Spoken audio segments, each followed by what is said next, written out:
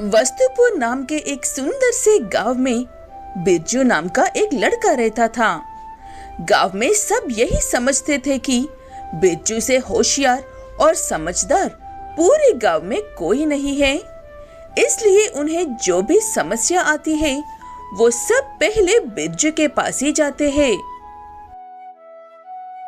बिरजू बेटा, मैंने तुम्हें कल एक मोबाइल दिया था, काम नहीं कर रहा है कहकर तुम्हें कहा था कि मिनटों में ठीक कर दोगे। क्या वो मोबाइल ठीक हो गया है? मोबाइल तो ठीक हो गया है चाचा जी, लेकिन वो घर पर रखा हुआ है। मैं आज शाम खुद ही आकर आपको वो मोबाइल लौटा दूंगा। ऐसे कहकर बिरजू वहां से चला तो जाता है, लेकिन उसे मोबाइल के बारे में इतना भी नहीं पता है जितना कि रामू काका को पता है। हेलो, हाँ फोन ठीक हो गया है ना? ठीक हो गया हो तो जल्दी से भेज दो, वरना रामू मेरा सर खा जाएगा। ऐसे बिरजू को कोई काम ना आने पर भी गांव में सबके सामने हीरो बनने के लिए हर काम में आगे जाता है। ऐसे ही एक दिन गांव में कहीं से एक बहुत बड़ी मुर्गी आ जाती है और गांव में यहाँ वहाँ घूमने लगती है। लोग उसे देखकर डर जाते हैं और अपने घरों में जाकर छुप जाते हैं। तभी उन्हें बिरजू का ख्याल आता है। ऐसे समय में हमारे बिरजू जैसा बहादुर और कौन हो सकता है? जल्दी से जाकर ये बात बिरजू को बतानी होगी, वही इस विशाल मुर्गी से बचा सकता है हमें। ऐसे कहते हुए रामू सीधे भागकर बिरजू के घर जाता है और उसे सारी बात बताता है।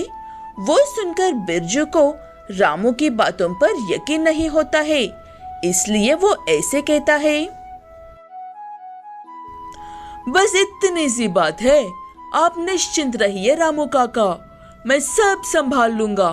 पता नहीं मेरे बिना इस गांव का क्या होता है। हाँ बेटा, तुम सच ही कह रहे हो। अगर तुम्हें जल्द ही कुछ नहीं किया तो वो मुर्गी सारे गांव में तबाही मचा देगी। ठीक है कहकर बिरजू गांव में जाकर उस मुर्गी को देखता है और मुर्गी को देखते ही वहां से डरकर भाग जाता है। बाप रे, ये क्या बाला है? अब मैं क्या करूं? कुछ किया तो मर जाऊंगा, और अगर कुछ ना किया तो हीरो वाला टाइटल हाथ से निकल जाएगा। आखिर में हीरो वाला टाइटल किसे चाहिए? मुझे तो अपनी जान प्यारी है कहकर बिरजू गांव वालों को सच बताने के लिए जाता है। तब वहां का नजारा देखकर उसे अपनी आंखों पर विश्वास नहीं होता है। बाद में बिरजू को रामू काका की मदद से पता चलता है कि उन्होंने बिरजू की मदद के बिना ही उस मुर्गे को मार गिराया था, लेकिन अब बिरजू को इन सब बातों से कोई फर्क नहीं पड़ता है। मुझे नहीं पता था कि दुनिया में ऐसा भी कुछ हो सकता है, इसलिए मुझे कोई हीरो नहीं बनना है। अब आप सब अपने काम खुद कीजिए और मुझे मेरा काम खुद करने दीजिए। चलता हूँ। दस्तानपुर नाम के गांव में वीरू नाम का एक मटन वाला रहता था। लोग उसकी दुकान से मटन तो खरीदते थे, लेकिन कभी भी उसके मटन की तारीफ नहीं करते हैं। क्या यार वीरू, कभी तो अच्छा मटन बेचा करो, हमेशा बासी मटन बेचते हो। अभी 1 घंटे पहले ही तो काटा था मटन, इससे ज्यादा फ्रेश और कौन बेचता है भाई? तुम लोग भी हद करते हो। हाँ, और झूठ बोलना भी किसी को तुमसे सीखना चाहिए। क्या करे, पास में दूसरी मटन की दुकान नहीं है, इसलिए यहाँ से खरीदना पड़ रहा है। ऐसे कहते हुए वो व्यक्ति वहाँ से चला जाता है। पूरी ईमानदारी से काम कर रहे वीरू को ऐसी बातें सुनना पड़ रहा है कहकर हमेशा दुखी होता है। अब कुछ दिन मटन ही मत बेचो जी, थोड़े दिन आगे तक चलकर जाकर बासी मटन खरीदेंगे, तब पता चलेगा उन्हें। ठीक है कहकर वीरू कुछ दिन अपनी मटन की दुकान बंद कर देता है। उसी वक्त का फायदा उठाकर टोटू नाम का एक व्यक्ति एक नई मटन की दुकान लगाकर उसमें शेर का मटन बेचता है। लायन मटन ले लो भाई साहब, लायन मटन ले लो। लायन मटन खाओ और लायन जैसे ताकत पाओ। केवल 1000 रुपए किलो लायन मटन। गांव वाले बिना सोचे समझे ही 1000 रुपए देकर वो मटन खरीदते हैं। असल में वो कोई लायन मटन नहीं बेच रहा है। टोटू के पास सिर्फ एक कमजोर लायन है। उस लायन को अपनी दुकान के बाहर रखकर सबको बेवकूफ बनाकर साधारण मटन ही बेच रहा है। इस बात से अनजान गांव वाले 1000 रुपए देकर मटन खरीद रहे हैं और कोई और बहुत बुरी तरह से उसी जगह पर आ गया है कहकर वीरू परेशान हो रहा है। लोग पहले से ही मुझे पसंद नहीं करते हैं। अब पता नहीं वो कौन है जो लायन का मटन बेच रहा है। अब तो लोग मेरी तरफ देखेंगे भी नहीं। ऐसा कुछ नहीं है जी, मैंने भी उसकी दुकान का मटन खरीद कर देखा है। वो साधारण मटन ही है। मुझे पूरा यकीन है वो धोखा दे रहा है लोगों को। ठीक है कहकर एक दिन वीरू चुपके से जाकर टोटू की जासूसी करता है। वो सच में लोगों को धोखा दे रहा है ये पता लगाता है और जाकर गांव में सबको बताता है। क्योंकि लोग वीरू की बातों पर विश्वास नहीं करते थे, इसलिए सब जाकर अपनी आंखों से देखते हैं। जिस मटन को हमारा इतने कम दाम में बेचता है, उसी मटन को हमें 1000 रुपए किलो बेच रहे हो धोखेबाज। ऐसे कहते हुए सब मिलकर टोटू की खूब पिटाई करते हैं। उसके बाद चाहे जैसे भी हो चुपचाप वीरू से ही मटन खरीदते हैं।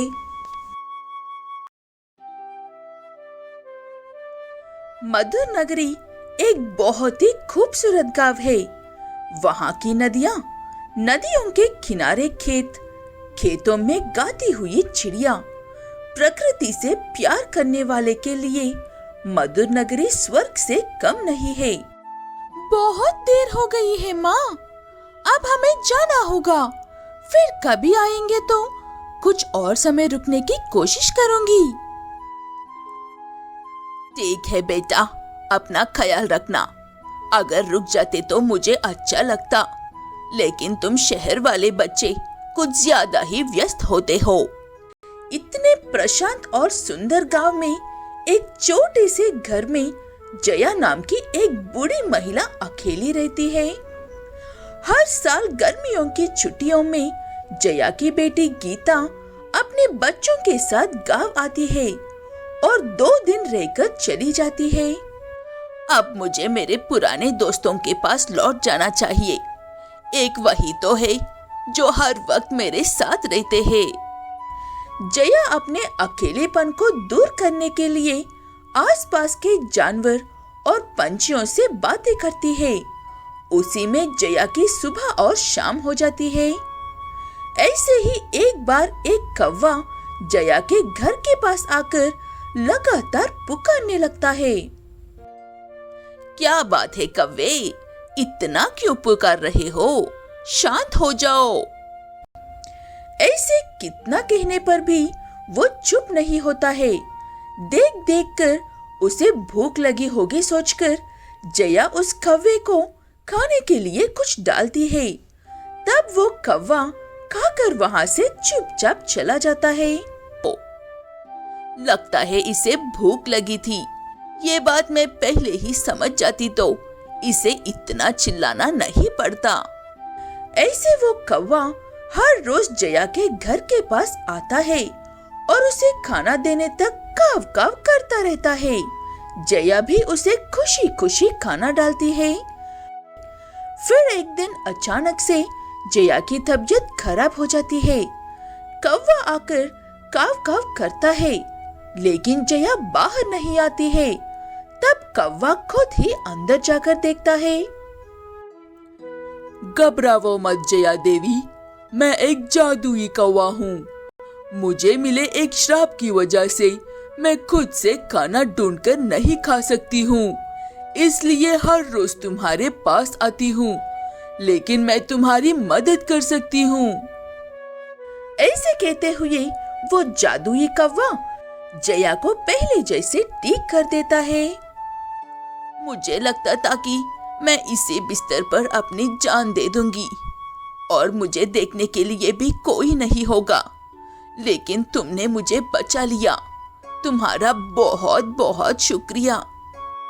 आप भी तो मुझे हर रोज खाना देकर बचाती हो, उसके आगे ये कुछ भी नहीं है जया देवी। मैं दिल से शुक्रिया कहती हूँ आपको। उसके बाद दोनों पहले की ही तरह रहते हैं। हर रोज वो कौवा आता है और जया उसे खाना देती है। ऐसे दोनों खुश रहते हैं।